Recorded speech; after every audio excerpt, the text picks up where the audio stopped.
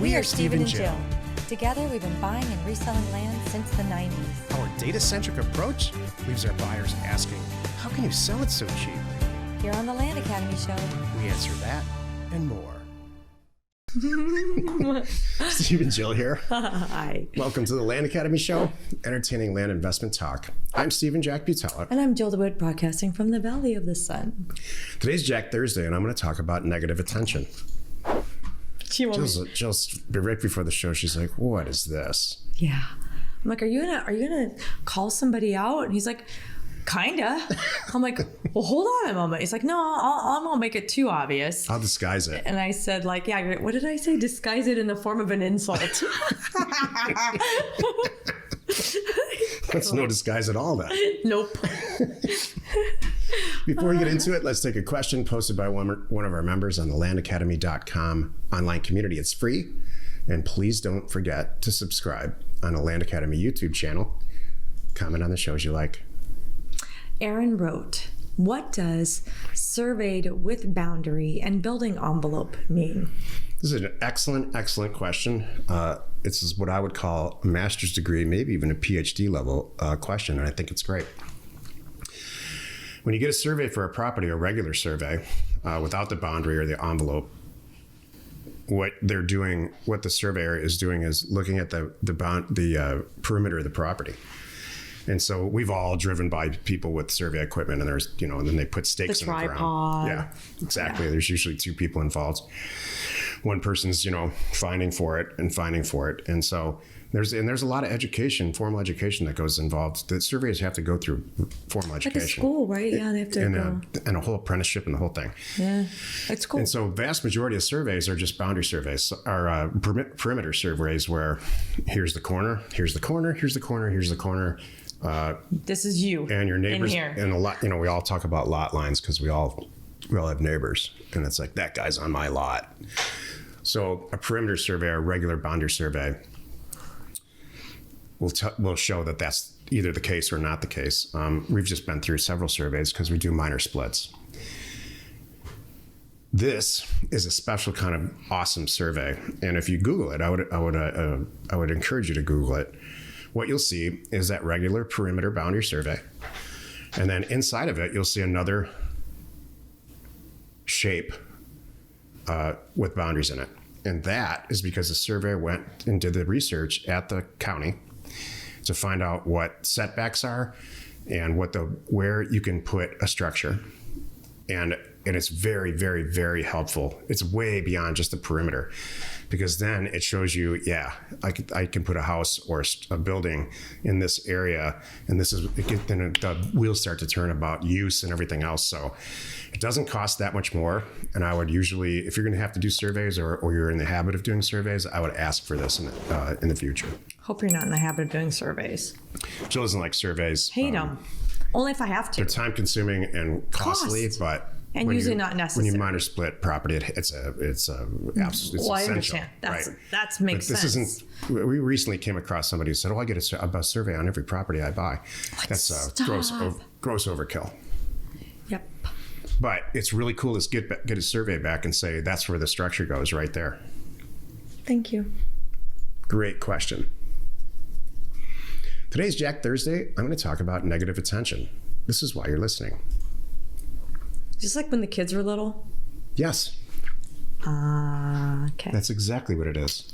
Got it. And you think we have some kids in our group? I think that we have people that may or may not be in our group, or may or may not be listening to the show, that have, for whatever reason, not gotten the attention that they want to get from, let's say, a group like Land Academy, or maybe they feel like they should have the microphone and the camera, not us, not Jill and I. And they don't have I've been born with a dynamic personality like Jill does. They're not fulfilled. I don't know. You can try to make light of this if you want, but it's Jack Thursday. Sorry. I'll save it for tomorrow. A couple of years back, I did a show on personality disorders, because there are people back in the group. It seemed to work, actually. People in our group that had, certifiable personality disorders, specifically narcissists. So and we don't seem to have any more narcissists in our group. hope not. Most narcissists know that they are a narcissist, by the way. Okay, so please tell me where you have a point to make, and how involved or not involved should I be here? Completely involved. Okay, got it. Add humor. I need to cut me off? Be I was totally involved. Shoot, I don't want to get in trouble because I'm not seeking negative attention. Here's an example of somebody who doesn't need negative attention. Jim Carrey. Whatever he does, it's funny. In an interview, he doesn't have to resort to saying negative things and having this Eeyore personality and being real loud about it because that person might not be getting positive attention. I got a negative attention. Johnny Depp. That's perfect. I have to stay in the news. Yeah. Johnny Depp. Amber Heard. I don't know who started it. Don't know who started it, but yeah, there you go. There's negative tension, and we're done. Just kidding. In every group where, like, let's say career path is a good example. Some people have to. There's just people that say, there's a person in our group that is incredibly successful. He's crazy, is successful in the upper echelon of success, multiple deals, sends out tens of thousands of letters and does a ton of deals. And he's always complaining. I know. This doesn't work right. I'm not satisfied with the 42 deals I did last month. I did 58 deals the month before. What's wrong with you? What's wrong with you guys? That's funny. That's negative attention. I understand. And the vast majority of everybody here is like, wow, this is the greatest thing ever. Joe and I we get gifts. People send us stuff in the mail. I get multiple emails, personal emails that say, you changed my life. My wife just quit her job. We can stay at home with the kids now. That's why I was in tears last week because I bought a new truck and picked up my kids from school in it. I can't believe that's what Land Academy is. So yeah.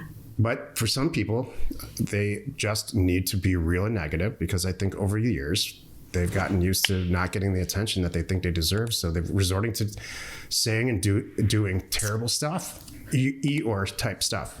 I think it is when I experience it, the ones I've dealt with, I feel like they're not taking ownership of it. It's like they're complaining because it's like, it has to be you. It can't be me. Maybe it is you.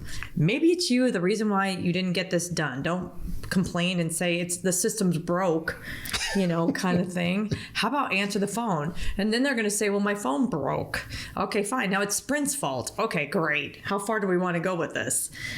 Jill and I were having a conversation a couple of weeks ago. I don't know why. We were both in the car together going somewhere. And I said, if I get in a car accident, the first person I'm going to blame is myself. Even if it's like, even if I get rear-ended, like, what could I have done? Yeah, to not be rear-ended or be in the wrong place, wrong time kind of thing. And she said, yeah, same thing with me. Yeah. So that's actually taking ownership and responsibility, maybe to an unhealthy level. I don't know. Where, you own everything. And that's when people get stuff done. Instead of saying, I sent out 15,000 mailers and this doesn't work. You need to sit back. I didn't call anybody back. I didn't do anything. It's not me. No. It's something else or someone else. Exactly. So those are the types of people that resort to the negative attention. I understand. Thank you. And happy you could join us today. 5 days a week, you can find us here on the Land Academy Show. Jill's going to save this all because tomorrow is Jill Friday, and she's going to talk about 8 hours a day on the phone. You are not alone in your real estate ambition. Have you noticed that there's a trend this week? I have.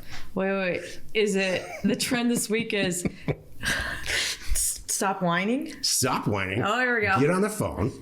Get it done. Get on the phone and make some deals out of all the people that call you back, regardless of how angry they are. You sent the mail out. We all know that works. That's been proven over and over and over again. Maybe you priced it perfectly. Maybe you didn't. Who cares? There's a ton of deals. If 80 people call you back on a mailer, there's tons and tons of deals. That's a good number. It's not a flop. There might be 40 to 80 people that call you back. They might be mad. They might be happy. They might have signed it. Yeah. There's deals in there. Yep. That's funny. Thank you for tuning in. We hope you find our content valuable, and we really do appreciate your support.